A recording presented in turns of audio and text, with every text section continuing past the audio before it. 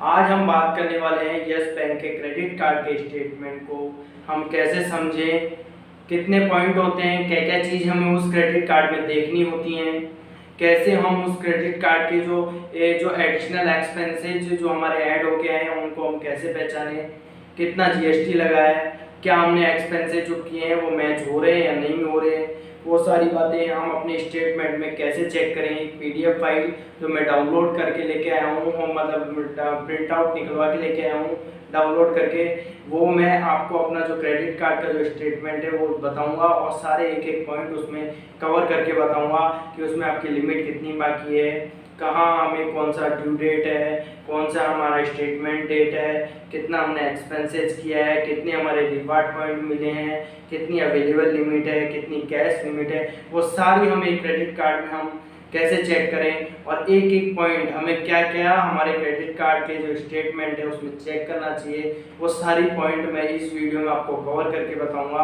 और एक एक पॉइंट आपको समझाऊंगा। तो बने रहिए इस वीडियो में मेरे साथ अंत तक। मैं धीरज सिंह राजपूत आपका हमारे यूट्यूब चैनल टैग धीरज में अभिनंदन करते हैं, स्वागत करते हैं। ये है मेरा यस बैंक का क्रेडिट कार्ड का स्टेटमेंट। इसके एक एक पॉइंट को हम समझेंगे, कैसे किस कहाँ कहाँ क्या क्या चीज़ आती है, क्या क्या चीज़ हमें इसमें देखनी होती है। ठीक है, तो सबसे पहले आता है इसमें हमारे यहाँ पर आता है हमारा नाम के बाद हमारा यहाँ पर आता है एड्रेस। तो ये दोनों चीज़ तो हमारी नॉर्मल हमेशा हमें पता होती है। जब हम क्रेडिट कार्ड हम अप्रूवल होता है तब हमारे ये दोनों चीज़ें ली जाती है। नाम ऑटोमेटिक हमारे कार्ड पे जो मेंशन होता है वही कार्ड नाम यहाँ पर आपको मिलेगा। ठीक है, उसके बाद हमारा रजिस्टर्ड मोबाइल नंबर, जो हमारा कार्ड पे जो रजिस्टर्ड है मोबाइल नंबर वो आपको यहाँ दिखाई देने हो और ये मेल आईडी में दिखाई देगी, जहाँ पर आपको अपना जो रजिस्टर्ड मेल आईडी है जहाँ पर आपको ये जो पीडीएफ मिलेगा, जो स्टेटमेंट बनने के बाद 2 या 3 दिन बाद आपको ये मेल एड्रेस पे आपको ये मिल जाएगा।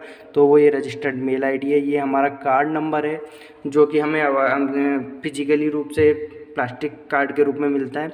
इसके बाद ये स्टेटमेंट पीरियड, तो ये स्टेटमेंट डेट होती है वो ये होती है जिस दिन आपका स्टेटमेंट बनता है उसके 20 दिन बाद आपको ये क्रेडिट कार्ड का पेमेंट करना होता है। तो मैं समझता हूँ 30 दिन के भीतर जितना भी आप एक्सपेंस करते हैं, ठीक है, उसके बाद आपको 30 दिन के बाद आपका स्टेटमेंट डेट होती है जिस दिन आपका स्टेटमेंट जनरेट होता है।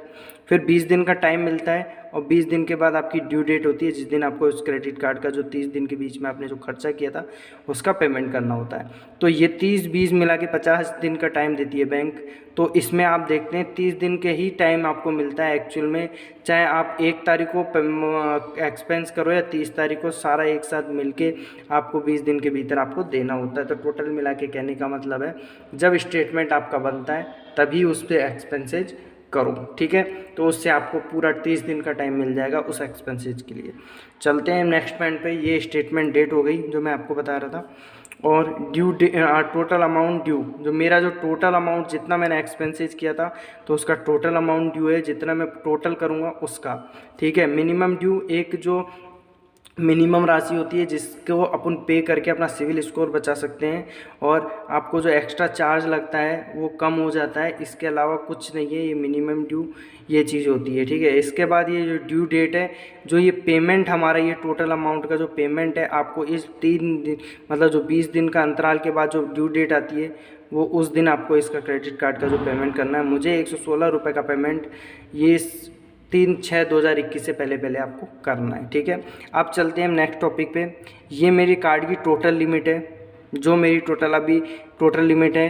ठीक है, अवेलेबल मेरे पास कितनी लिमिट है, क्योंकि मैंने 29,883 रुपये मेरी अवेलेबल लिमिट है, क्योंकि मैंने 116 रुपये का एक्सपेंसेज किया है तो वो इसमें से कम हो गया है। तो ये मेरी अवेलेबल लिमिट है। कैश में से मैंने कुछ निकाला नहीं है तो ये 9,000 रुपये कैश लिमिट है और ये 9,000 रुपये मेरी अब मतलब अभी अवेलेबल लिमिट है। टोटल लिमिट मेरी 9,000 है और अवेलेबल लिमिट भी 9,000 है, क्योंकि मैंने कैश से कुछ निकाला नहीं है। ठीक है, इसमें पेमेंट मेथड के लिए बता रखा है कि आप कैसे कैसे उसका पेमेंट कर सकते हैं, वो मैंने ऑलरेडी मेरे वीडियो में आपको बता रखा है। पीडीएफ डाउनलोड करके और उसका पासवर्ड भी मैंने ऑलरेडी वीडियो में अपने मतलब वीडियो पर शेयर कर रखा है। ठीक है, तो अब मैं इसमें देखता हूँ स्टेटमेंट समरी। प्रीवियस जो मेरा क्रेडिट कार्ड का स्टेटमेंट बना था वो 0 क्योंकि मैंने कोई एक्सपेंस नहीं किया था इसलिए।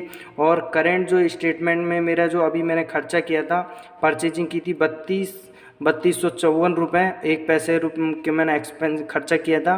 ठीक है। इससे मुझे 120 पॉइंट अर्न हुए थे, ठीक है। और जो मैंने पेमेंट किया था 3137 रुपये का मैंने पेमेंट किया था। तो ये जो पेमेंट जो प्रीवियस वाले में से आपको ये टोटल एक्सपेंस में से घटाएंगे तो आपको जो बचा है मेरा पेमेंट वो 116 रुपये 51 पैसे बचा है, जिसका मुझे 3/6/2021 से पहले पेमेंट करना है। मैंने ये पेमेंट ऑलरेडी कर दिया है एडिशनली कि मेरा बिल बन के ना आए, ठीक है, ज़्यादा बिल बन के ना आए, मैं ऑलरेडी पेमेंट कर दिया है, ठीक है। अब चलते हैं हम रिवार्ड पॉइंटों की ओर। यहाँ पर रिवार्ड पॉइंट की समरी है, तो ये समझते हैं ये वाला जो रिवार्ड पॉइंट है ये वाले टोटल रिवार्ड पॉइंट है मेरे क्रेडिट कार्ड पर। जितने अभी तक मैंने जो एक्सपेंसेज किए हैं उनसे जो रिवार्ड पॉइंट अर्न हुए वो टोटल एक्सपेंसेज रिवार्ड पॉइंट है 120 रुपये। मैंने यहाँ से जो पॉइंट अर्न किए थे वो 120 रुपये 120 रिवार्ड पॉइंट मैंने इस मंथ मैंने अर्न किए हैं, ठीक है। इसके बाद और 5000 रिवार्ड पॉइंट मैंने रिडीम कर लिए हैं। मैंने एक 500 रुपये का अमेजोन पे वाउचर इससे मैंने परचेज कर लिया है। मैंने ये वीडियो भी ऑलरेडी डाला हुआ है। अगर आप वो रिडीम करना चाहते हैं तो इस तरीके से आप पेमेंट से अपने क्रेडिट कार्ड से ये रिवार्ड पॉइंट रिडीम कर सकते हैं, ठीक है। इसके बाद अब ये 5000 आप टोटल जोड़ेंगे तो ये 6220 प्लस 120 जोड़ेंगे तो आपका टोटल हो जाएगा। उसमें से 5000 घटने के बाद 1340 रिवार्ड पॉइंट आपके बचे हैं जो मेरे अभी बाकी हैं, ठीक है। अब मैं चलता हूँ यहाँ पर जो ट्रांजैक्शन की जो डिटेल्स है, स्टेटमेंट डिटेल्स है, वो ये होती है, ठीक है। मैंने जो पेमेंट किया था वो CR होगा और जो पेमेंट मैं एक्सपेंसेज करूँगा वो DR होगा इसमें, ठीक है। तो मैंने 3136 रुपये 50 पैसे का पेमेंट किया था। एक रुपये ऑलरेडी मेरा जमा था, तो 3137 रुपये 50 पैसे का मैंने पेमेंट यहाँ बता रहा है और वही पेमेंट मैंने यहाँ से किया था, ठीक है।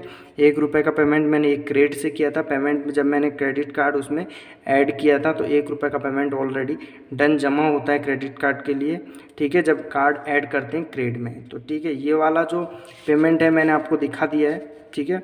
तो इसके बाद चलते हैं नेक्स्ट वाले पेज पे। नेक्स्ट वाला पेज है जहाँ पर मैंने एक्सपेंसेज किए हैं वो मुझे दिखाई देंगे। यहाँ पे देखिए मेरी जो एक LIC का प्रीमियम पे हुआ था 3136 रुपये, वो DR हुआ है। 100 रुपये का मुझे रिवार्ड पॉइंट जो मैंने रिडीम किए थे उसका जो 100 रुपये मुझे चार्ज लगा है और 18 रुपये GST लगा है मेरे। तो टोटल मिला के ये जो मैंने एक्सपेंसेज किया था उसका मैंने ऑलरेडी इतना पेमेंट कर दिया था मैंने 3136 रुपये। तो मेरा जो बचा था 116 रुपये और 51 पैसे जो बचा था वो मुझे पेमेंट करना है 3 तारीख तक, जो मेरे स्टेटमेंट बना है। तो इस तरीके से हम चेक कर सकते हैं कि हमें क्रेडिट कार्ड का जो पेमेंट कितना करना है, क्या क्या पॉइंट हमें देखने होते हैं, मुझे एडिशनल चार्ज नहीं लगना चाहिए, वो सारी बातें आपको इस स्टेटमेंट में आपको चेक करनी होती है। मेरा वीडियो आपको कैसा लगा कमेंट बॉक्स में अपनी राय ज़रूर देना। अगर मेहनत पसंद आई है तो मेरे YouTube चैनल को सब्सक्रिप्शन करना ना भूलिए। आप इन वीडियो को भी देख सकते हैं।